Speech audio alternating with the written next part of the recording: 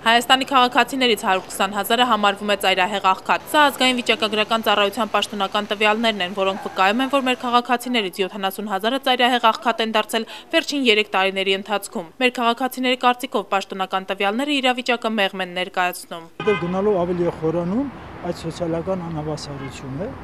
եւ ժողովրդի վիճակը անտանելի դառնում։ Ամեն ինչը թանկացել է։ Թանկությունները արդեն բերում են դրան։ Կենցաղային մակարդակը շատ իջել են։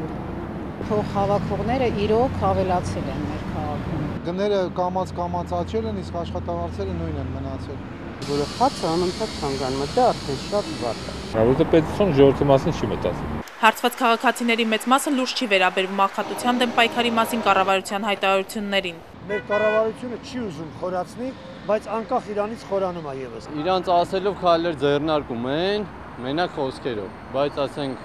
գործերով չեմ նկատել այսքան բան։ Իդեպ, The Economist Intelligence Unit բրիտանական հետազոտական ընկերությունը այսօր հրապարակել է ծնվելու եւ ապրելու համար բարենպաստ համարվող 90 երկրների ցանկը, որտեղ Հայաստանը տեղ չի գտել։ Սուսաննա Պողոսյան, Սևակ Մեսրոպյան, EPF։